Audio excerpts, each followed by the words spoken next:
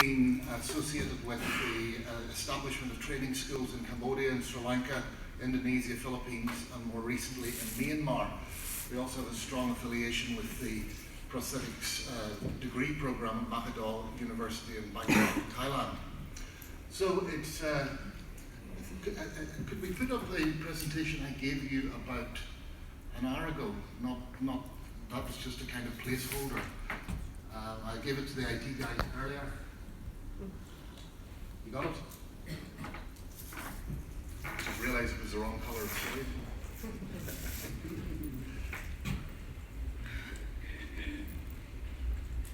ISPO.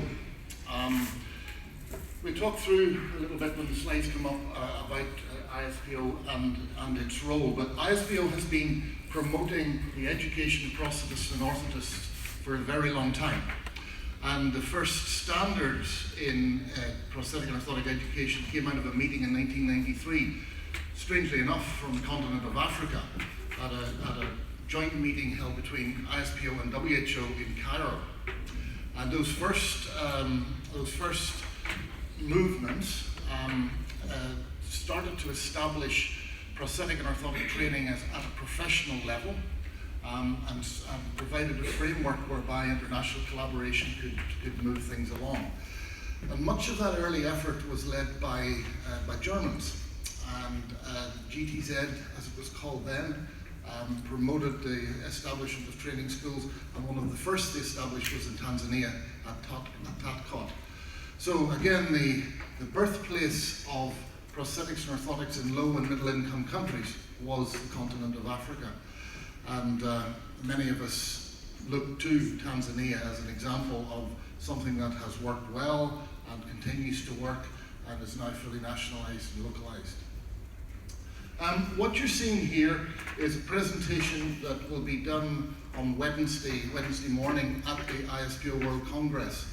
And this is my dry run through some of the 1.5 hour symposium, where we will go into a lot of detail about the curriculum, the history of the story, and so forth. But for today, I'm going to give you a preview, something to whet your appetite. It's great to see so many people here, and I hope that that ISPO has in some way helped to catalyze this meeting here at the same time. And I hope you are all staying on to take part in the ISPO meeting. How many of you are going Monday to the ISPO meeting? A few, not too many. Okay, be good to see you all there. ISPO was established in 1970, and this is a little picture of the signing ceremony, and just to make sure that we were always patient-centric, always focused on the person with disability. A young lady in Denmark who was a polio sufferer was involved in stamping the official documents.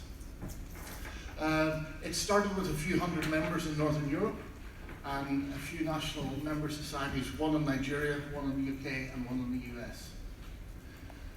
Now we have a presence in 118 different countries. We have 3,300 members at the moment, and very recently we did a head count today, and there are 71 national member societies, which means a group that meet regularly, conduct scientific meetings, create policy and direction, so forth, in 71 different countries. We just recently admitted Bangladesh, Malaysia, Palestine, Qatar, Syria, Tanzania came back, Thailand's just been formed, and Ukraine was formed just last year. There are some very interesting developments going on. For example, there's a three-way ISPO supervised collaboration going on between Cambodia, Norway, and Sweden and Rwanda.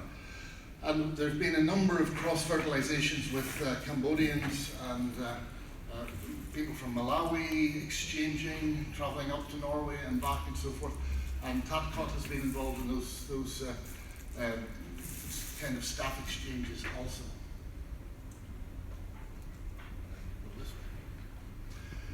I'm not going to go into all the details of it, but there are many subcommittees and committees within ISPO. The main ones are really in finance, protocols, scientific committee, and then down here at the bottom, the education committee. And you'll see that the education committee is broken up into several subcommittees. First of all, the category 1, professional P&O subcommittee. Category 2, the diploma level people. Category 3, setting standards for bench technicians. And then the standards and guidelines committee, which is my seat.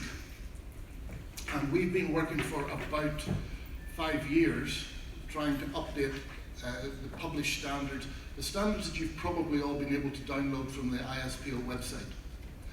And we're going to spend our time looking at how those standards are evolving and how they're presented. So that's really the center of my presentation. E-learning is a big thing. I'm sure you've all looked at MOOCs, online training, and blended learning, and distance learning, and so forth. And met several people who already have had master's degrees in a distance learning format.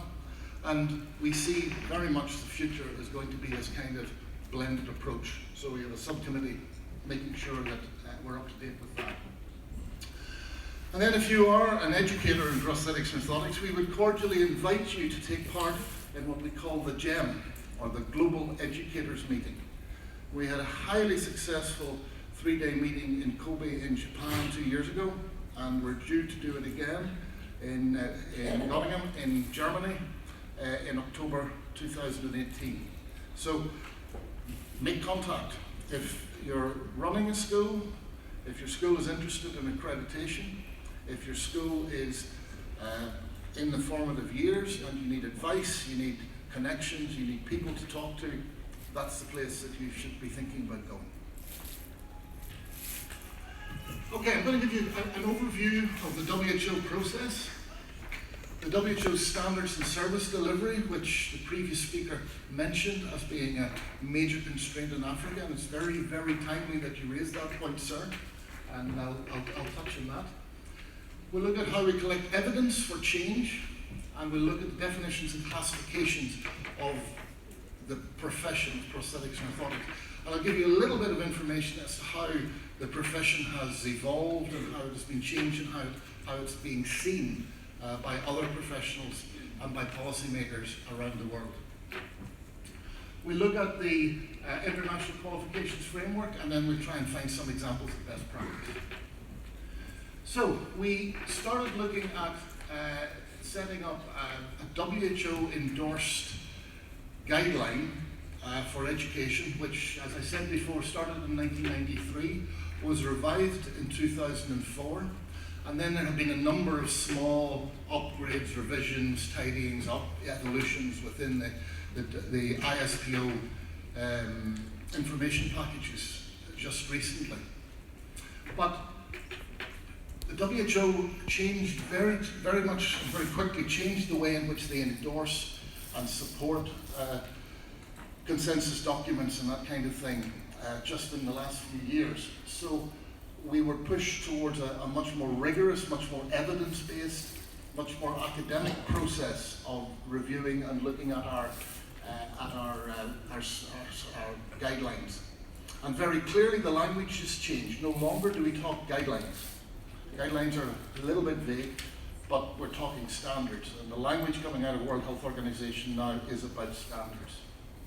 So these changes came in, and it was very timely that we were already working on the guidelines at this stage, and when the new standards appeared, we were able to quickly move and get in there. One of the major events next week at the ISPO World Congress is the launch of the WHO standard in P&O service provision, or P&O service delivery, I apologize. And this little umbrella shows what's going to be in the document. I haven't yet had the document in my hand. It will be launched on Monday during the Congress. There's a double symposium where senior people from WHO will be there, senior people from ISPO, and the funder USAID. And the document will be turned out which looks at the service delivery model, the health workforce, the collection of health information, the use and the assimilation of different P&O technologies, and then how the whole thing is financed, and then how it's led, how it's governed, how research drives the profession forward, and so forth. And this will all appear in one document. Now, it's been a 2-year writing process. It's been very rigorous. It's been evidence-based. There have been a number of international meetings to pull together the best practice, and there have been 2 full-time writers on this for about 9 months, and it should be a game changer within the profession. So what we hope is that this will answer some of the questions the previous speaker was talking about, and if this is adopted through the World Health Assembly, it becomes pretty much an obligation for your government to work towards these standards. Can I go back? I can. If you look at the second column in the umbrella diagram, you can see health workforce. And that's where the education standard fitted in, and how we began to define what a prosthetist orthotist was and try to define how they were trained. So my part of all of this has really been just that one column. So we started, you need evidence. What's the first thing you do? Survey monkey. And we sent out a worldwide survey which questioned as many practitioners as we could find, as many allied health professionals that worked in prosthetics orthotics as we could find, and as many educators as we could find. And of course, we made the mistake that every third-year bachelor student does and collected way too much information and almost drowned trying to make linkages. But our key findings were that our profession was really out of step with other professions, and that while ISPO glibly talked about Category 1, Category 2, Category 3, there was hardly anybody in ISPO actually could give a coaching description of what a Category 1, Category 2 or Category 3 was.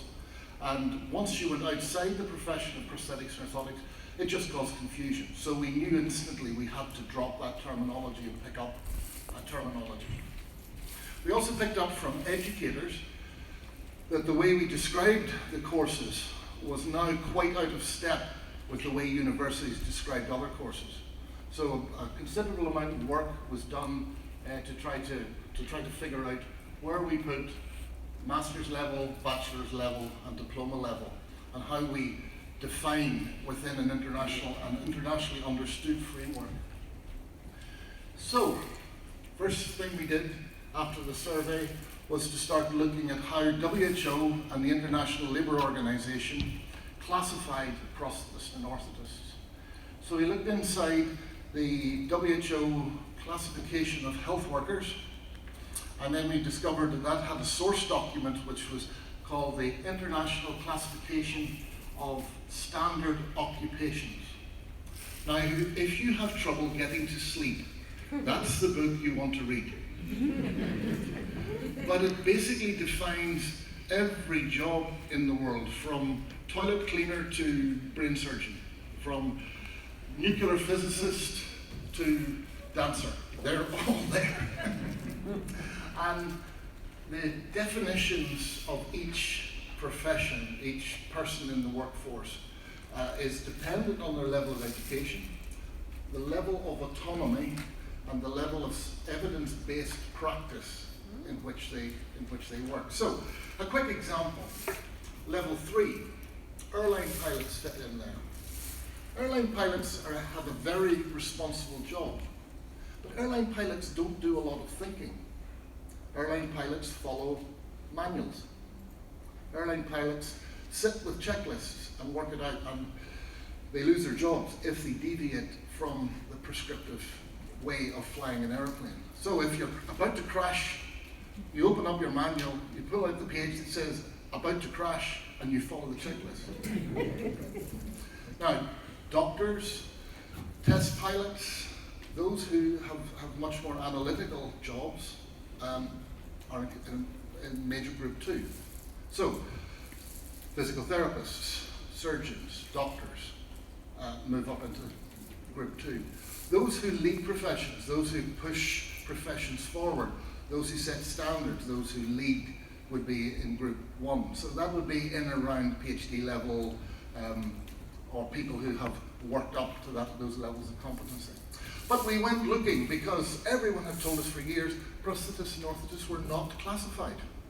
But when we went back to the source documents, and here's a screenshot from the source document, we discovered it was even worse. We were badly classified. It would have been much better if we hadn't been. So if you read from this, where we sit, we actually sit with people who make false teeth, denturists. And we're in the group 3, which is the people who do what they're told and follow a procedure. We are not thinkers. And we're involved in correcting physical, medical, or dental problems using neck braces, orthopedic splints, artificial limbs, hearing aids, arch supports, dentures, dental crowns, and bridges. And that's been like that for about 45, 50 years. So, why does that even matter?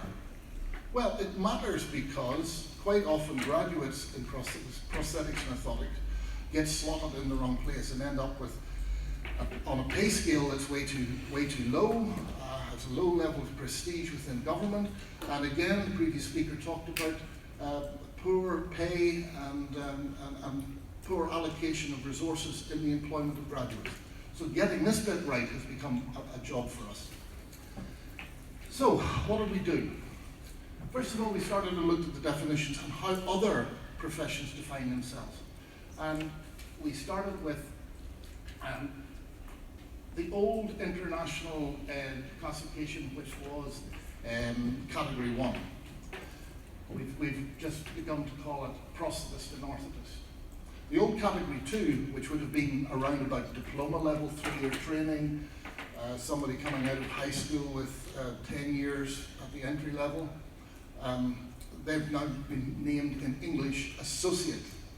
Some would say assistant, but now the arguments will start as to how do we put it in German, how do we put it in Danish, how do we put it in Swahili. That's going to be quite a job.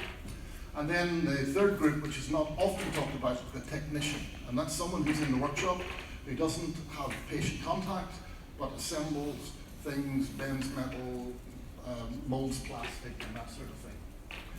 So we work with a number of European bodies, and we've now defined the prosthetist orthotist as a healthcare professional, and I've highlighted in red, works independently. So to work independently and make your own decisions based on the evidence and based on the science, that aligns quite nicely with the bachelor's level in the International Qualifications framework, and that's where we've gone. When we look at the associate prosthetist orthotist, I'm sorry the red didn't pick up on it, but you will see that works independently is missing. The associate is someone who can do the job quite well, but you really don't expect them to make big decisions on difficult cases. So they would work under the supervision of the rest of the team rather than completely independently. Oh, the red came now. So they belong to major group 3, those who work under supervision. And then the prosthetic orthotic technician is someone who works under the direction of the prosthetist and orthotist. So now we need your help, because the International Labour Organization is about to revise the International Classification of Standard Occupations. We're in partnership with ILO, and we've given them our new curriculums, we've given them our new descriptions, and they've asked us to tell them how many people are at work in the world and what the skill shortage is. It doesn't have to be rigorous, it doesn't have to be accurate, because that's the International Labour Organization's job, is to count people. And this entire definition thing is about having statistics that matter. You mentioned it earlier in your introduction, Dr. Karen, that we needed to be able to count apples and apples, and oranges, and part of the International Labour Organization's job is to make sure when we count prosthetists, orthotists in Tanzania, they have an equivalence in Cambodia. So, in the in the world of education, I don't know if you're aware of a movement called the International Qualifications Framework. All the academics are going, yes, of course we know about it. Well, the prosthetists, orthotists didn't know about it until about 3 years ago. And it defines the levels of competency and skills ranging from 1 to 10, where 10 is PhD, 9 is Masters, 8 is Bachelor's Honours, 7 is Bachelor's, 6 is Advanced Certificate, etc., all the way down to high school graduate. And we have aimed to put the prosthetist and orthotist in that group 7 or group 8. Some schools around the world are now teaching at master's level, and for example, if you want to be a practitioner, a recognized practitioner in the United States of America, the entry level is master's degree. In some countries it'll be diploma, in some countries it'll be honors degree. So you can pick your slot where you wish. So then we set about with WHO to look for examples of other professions that have managed to define themselves and write the documentation in an accepted format, and the template we used was nursing and midwifery. And then, plagiarizing as much as possible from that, we came up with a standard. That standard will be launched and will be on the website from the middle of the week. And then we moved quickly to look at at how it was presented and how it would be drawn together. Now I'm very aware that I'm probably getting out of time, and we're not going to go through in any detail how the things are presented. So I'll just scuttle forward and we'll look at where we are. What will happen going forward is that a school that wishes to bring itself to that standard, ISPO will offer a service of collaboration and consultation, and will work with the school to make sure that they understand the standard and understand where they should be, and can support with curriculum development, with teaching material, with linkages to other partner organizations and that kind of thing. But we can supply core prosthetic orthotic theory and practice documentation. We can talk you through and work with you for the required level of academic content, elective content, codes of ethics, patient handling and so forth. And then you will be inspected. And using a simple rubric and working through the key competencies of a prosthetist and orthotist, which are now defined in quite a large document, and today is not the time to plough through it. Come to the lunch on Wednesday morning and you'll get the detail and a copy of it. But basically, the curriculum is now not set out in the number of hours of study, the academic level achieved, etc. It is set out in an outcomes-based format, which we have now tested with 3 different universities. And they've been taken to P&O schools, they've also been taken to other allied health professional schools, and the format is now recognizable by the Dean of Physiotherapy, not something that P&O made up by itself. You'll be able to fill in a self-evaluation. There'll be a rigorous scoring system, and eventually a final report, which will give the school its accreditation. Now, you don't need it. That's the bottom line. It has no legal or monetary value. It is simply so that you can say to your government, to your donor, to your partner organizations, we have met a minimum standard.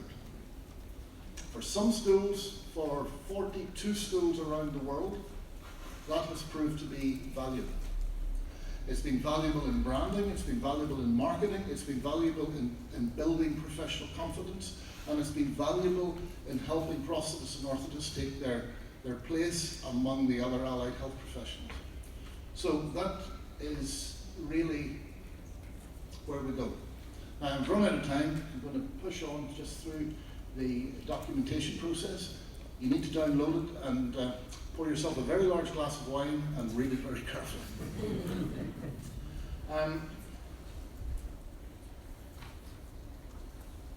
So, in conclusion, the new standard is there. What will happen is we will roll it out. Our first school to inspect will be in Jakarta in Indonesia in August. The team at ISPO will try it, see what works, see what doesn't work, and then tweak and modify. We'll work with schools throughout 2017, 2018, until we build up a good head of knowledge, and then the entire thing will be launched properly, finalised, done and dusted with a training programme in Germany in 2019 at the Global Educators Meeting. And then we will be selecting international inspectors and accreditors. So that's it for today. And say there's far too much to go through in 20 minutes. The rest will come later on. This was our Global Educators Meeting in Kobe in Japan. And we were just thinking if there had been a plane crash, the world of prosthetics and orthotics would have stopped at that point. And just one other thing, if I can find the slide. This comes from my day job. If any of you have an interest in scoliosis, in spinal deformities, if you need teaching material or reference material, we've just launched a new Atlas of Spinal Orthotics. If you can read and write down the web address, it's free. Just go. So that's my gift to you. Thank you very much.